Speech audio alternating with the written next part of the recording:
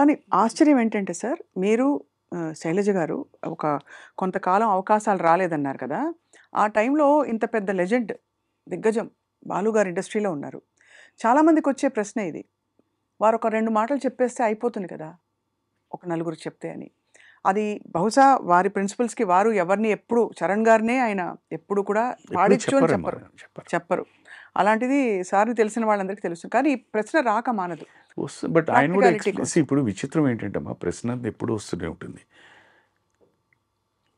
మీరు ఇప్పుడు అడిగిన దీని గురించే శైలజ గారు చెప్పారు ఇంటర్వ్యూలో. అన్నయ్య ఎవరికి రికమెండ్ రికమెండ్ చేయరని. అని అవును. చెప్పారు అంటారు. ఆవిడ. అవునవును. నేను చెప్పాను, సార్ హిమ్సెల్ఫ్ హెస్ టోల్డ్, అవును. నేను ఎవరికి చెప్పనండి నా చెల్లెలు పాడుతుందని, ఎందుకంటే వాళ్ళకి తెలుసు పాడుతుందని. అవునవును. అవును. బాగుంది, కేపబిలిటీ ఉంటుంది, వాళ్ళే పిలుస్తారు. బట్ నేను అన్నగా వ్యక్తిగా ఏంటి, నా మ్యూజికల్ ట్రూప్స్ నా కాన్సర్ట్స్లో నా చెల్లెల్ని తీసుకెళ్తున్నాను. ఇంతకన్నా ఇంకా ఎక్స్ప్లెనేషన్ ఏం కావాలి చెప్పండి. అది కరెక్టే సార్. అది కరెక్ట్. అంటే ఇది ఎందుకు సార్ అంటే ఏదో టాలెంట్ కోసం అని కాకుండా ఒక బేసిక్ ఒక కెరియర్, ఒక జీవిత సమస్య అయినప్పుడు దాన్ని మీరు ఎలా ఎదుర్కొని ఉంటారా? ఎన్ని ఆపర్చునిటీస్, ఎన్ని ఆప్షన్స్‌ని ఎక్స్‌ప్లోర్ చేసి ఉంటారా? 7.5 సంవత్సరాల పాటు అంటే చిన్న విషయం కాదు కదా సార్. ఎలా ఎదుర్కొన్నారు సార్ అప్పుడు మరి? దట్ ఈస్, నేను అగైన్ ఇక్కడ కూడా నేను పాజిటివ్గా ఎలా తీసుకుంటానంటే, ఇప్పుడు both of us cinema industry, నేను ఆ టైంకి రికగ్నైజ్డ్ యాక్టర్, హ్మ్. తను కూడా రికగ్నైజ్డ్ సింగర్. ఇప్పుడు మా ఇద్దరు ప్రయాణం ఎలా తీసుకుందాం. ఆన్ వన్ సైడ్ తను బిజీ, నేను బిజీ, ఓకే, కలయిక or the spending of time చాలా తక్కువ ఉంటుంది. ఇవాళ మా ఇద్దరికి ఉన్న ఈ అవగాహన ఆ రోజు ఉండకపోయిండేదేమో. ఆ పని లేకపోవడం వల్లే ఇంత అండర్స్టాండింగ్ వచ్చిందేమో. మనిషికి ఎప్పుడు ఎవ్రీథింగ్ స్మూత్గా ఉన్నప్పుడు ఏ ప్రాబ్లం ఉండదు. కష్టాలు వచ్చినప్పుడే నిజ స్వరూపాలు బయటకు వస్తూ ఉంటాయి. అది గనక నువ్వు బ్యాలెన్స్ చేయగలిగితే లైఫ్ ఇస్ స్మూత్. సో బహుశా మా ఇద్దరిని ఈ అండర్స్టాండింగ్ ఇలా ఉండడం కోసమే భగవంతుడు ఇది చేసాడేమో అని నేను అనుకుంటాను. ఇది ఇప్పుడు after thought sir.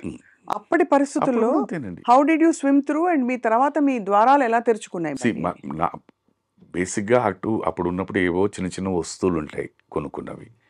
So first మన ఇంట్లో ఏం చేస్తాం, ముందు పెట్టేస్తాం. వన్ బై వన్ అది అమ్మేయడమో ఏదో చేస్తాం. That's how I went through.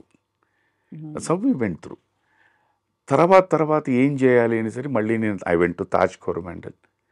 మళ్ళీ ఉద్యోగం చేయడానికి అడిగాను, నవ్వారు.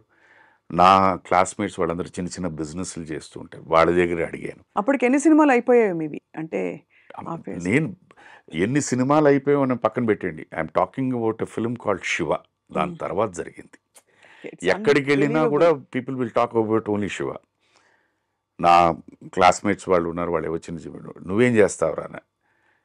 డ్రైవింగ్ వచ్చు, పిఆర్ఓ చాఫర్ కమ్ పిఆర్ఓగా చేస్తాను, మీ బిజినెస్లు ఎవరో వస్తుంటారు కదా తీసుకురావడం చూపించడం ఇవి అని నవ్వేశారు. అది it's not that they didn't want to give me, but వాళ్ళు they felt it a delicate thing అనమాట. అలాంటి తరుణంలో నిజంగా నాకే కాదు, నాలాంటి ఎంతోమందికి ఎన్నోసార్లు చెప్పింది, భగవంతుడు టెలివిజన్ అన్నది ఒక వరప్రసాదం కింద పంపించాడు. ఆ వరప్రసాదం ఏంటంటే నా జీవితమే కాదు, నాలాంటి ఎంతోమంది జీవితాల్ని రోడ్డును పడేయకుండా చాలా గుప్తంగా కాపాడేసింది. అందుకని టీవీకి ఎప్పుడూ నేను రుణపడి ఉంటాను. This is a fact. ఓహో ఆహా అని లేకపోయినా అట్లీస్ట్ ఎవరి దగ్గర చేయి జాచకుండా, ఎవరిని ఏమీ అడగకుండా ఉన్న దీంట్లో మేము వి లెఫ్ట్. That is thing. ఇది ఫ్యాక్ట్ దీంట్లో. ఎందుకంటే నాకు ఇప్పుడు మీరు ఇందాలన్నారు, నేను సార్ దగ్గరికి వెళ్ళి నేను అడగచ్చు, నేను కాకపోయినా ఓకే నాకేదో నామోషి అనుకుని పక్కన పెడతా, తను అడగచ్చు. సార్కి పరిస్థితి తెలియదు, బట్ ఆయన కూడా పెద్ద మనసుతో నేను ఏమైనా హెల్ప్ చేయనా అని అడిగితే వీళ్ళ మనసులు నొచ్చుకుంటారేమో అని ఆయన అడగలేదు. మేము కూడా ఎందుకు అని చెప్పి ఆయన పరిస్థితి, ఆయన సంగతి మాకు తెలుసు కనుక వెళ్తే it is very easy. But వద్దు. మా ఇద్దరి భావన ఎలాంటిదంటే, ఒక్కసారి చేయి జాచితే అది అలవాటు, అది జబ్బు, అది disease, like any other disease. అది అలవాటు పడిపోయామనుకోండి, ఇట్స్ వెరీ డేంజరస్. అది నేను ఇప్పుడు చూస్తున్నాను. ఎందుకంటే నా దగ్గరికి ఎంతెంతమంది వస్తారు, ఐ నో. అండ్ ప్రతిసారి వచ్చినప్పుడు ఏదో ఒకటి చెప్తూనే ఉంటుంటారు. అది అలవాటైపోతుంది. ఐ ఫీల్ హ్యాపీ దట్ నేను అలా లేను. I feel happy. అది మీరు ఎలాగైనా తీసుకోవచ్చు. You take its which ever word you want you can do it, but I'm happy. I live my life. పొదుపు చేస్తారా సార్ ఇప్పుడు కూడా బాగా? అంటే మై క్యాషియర్ ఇస్ తనేనమ్మా. తనే పెళ్ళైన రోజు మన్నాడు నేను పనిచేసిన తాజ్ కోరమండల్ హోటల్కి తీసుకెళ్ళి ఇద్దరం కూర్చొని నేనేమిటి, నా అలవాట్లు ఏమిటి, నా ప్లస్లు ఏమిటి, నా మైనస్లు ఏమిటి అన్నీ చెప్పేశాను. I set hence fourth you take care of it. ఏమైనా కావాలన్నా తన్నే అడుగుతాను. తర్వాత ఒక బడ్జెట్ పెట్టేసింది, మంత్కి మీకు ఇంత ఇస్తాను. అది మీరు ఒక రోజులో ఖర్చు పెట్టుకుంటారా, నెలలో ఖర్చు పెట్టుకుంటారా, దాచుకుంటారా, నాకు అనవసరం. సో మళ్ళీ నేను నెక్స్ట్ టైంకి వెళ్ళినప్పుడు ఇవన్నీ వస్తాయని వాట్ హ్యాపెండ్, అప్పుడు లెక్కలు అడుగుతూ ఉంటుంది. It's a good thing. తను చాలా పొదుపు అమ్మ, చాలా పొదుపు. చాలా right from the day one మాకు when we were in a very bad state of అఫైర్స్లో కూడా ₹1 వచ్చిందంటే దాంట్లో ప్రతి ₹6 5 పైసలు బాబుకి, 5 పైసలు ఇంటి ఖర్చులకు, లేకపోతే 5 పైసలు అమ్మ నాన్నకి, వాళ్ళ అమ్మగారికి నాన్నగారికి, 5 పైసలు మా అమ్మగారి నాన్నగారికి, ఒక 5 పైసలు హెల్త్ గురించి, 5 పైసలు దానాలకి, ఇలా అన్నీ సెగ్రిగేట్ చేసి ఇంత మిగిలిందంటే ఈ నెల మనం దీంతోనే బతకాలండి. సో దాంట్లో ఏమైపోతుందంటే కోరికలు తగ్గిపోతూ ఉంటాయి. అవును, అంతే కదా సార్, కట్ అయిపోతూ ఉంటాయి. సో 1 by 1 నాకు రెగ్యులర్గా వన్స్ ఇన్ అవే రెస్టారెంట్స్కి వెళ్ళాలని నాకు ఒక కోరిక ఉండేది. అది మెల్లిగా సో ఆ తగ్గిపోవడం జీవితంలో అంటే ఆ అలవాటు కూడా పోతుంటుంది. దిస్ ఇస్ హౌ తెలిసి తెలియకుండా అది అగైన్ సృష్టి అనండి, మైండ్ అనండి, అలవాట్లని ఇవన్నీ తగ్గిపోతూ ఉంటాయి. మోడరేషన్ వచ్చేస్తుంది ఆటోమేటిక్గా. So that is how you to. So ఈ నెల ఎందుకులే, వదిలే, పర్వాలేదు, నెక్స్ట్ టైం చూద్దామని యూ కీప్ సేవింగ్. సో ఈ నెల సేవ్ చేసిన 5 పైసలు నెక్స్ట్ మంత్కి 5 పైసలు సేవ్ అవుతుంది. That's how she build up. Totally నా ఫైనాన్షియల్ మేనేజ్మెంట్ ఇవాళ మనస్ఫూర్తిగా చెప్తున్నాను, నిర్మోహమాటంగా చెప్తున్నాను, నేను సుఖంగా ఉన్నానంటే తనే 100%. శైలజ గారిని చూసిన వాళ్ళు చాలా తక్కువగా ఆవిడ మాట్లాడినా అందరికీ వచ్చే పదం చక్కని తల్లి అని. అంటే నేను తనకి పేరు పెట్టేశాను మదర్ తెరీసా అని. అవునా? పలు సందర్భాల్లో ఇక్కడ సార్ ఇంటికి వచ్చినప్పుడు కూడా వారు సార్ గురించి మీకు తెలుసు కదా, కొన్ని డైరెక్ట్గా చెప్పారు, ఇండైరెక్ట్గా చెప్పారు, నీ దగ్గర నుంచి నేను చాలా నేర్చుకోవాలమ్మా అనేసి ఆయన అనేవారు అనమాట. సార్ యాక్చువల్లీ అంటే మాకు చాలా కొద్దిగా తెలుసు వారి గురించి. వారు చాలా అంటే ఎనర్జెటిక్ అండ్ ఆల్సో ఇచ్చేస్తారు స్నేహితులకి. మంచి మనసు. అదే నేను ఎప్పుడు చెప్పేది, ఆయన సింగింగు, ఆయన యాక్టింగు, ఆయన మ్యూజిక్ డైరెక్షన్, ఆయన యాంకరింగ్, ఇవన్నీ ఒక శిఖరం అంటే వ్యక్తిగా ఆయన ఇంకో శిఖరం అమ్మ. Such a good heart. అది వి మిస్ దట్.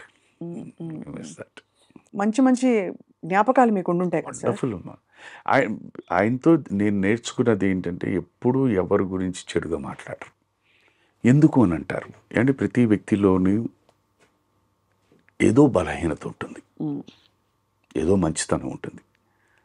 బలహీనత మనకి ఇది బలహీనత అని తెలిసిన తర్వాత నేర్చుకుని మనం పాటించకుండా ఉండాలి.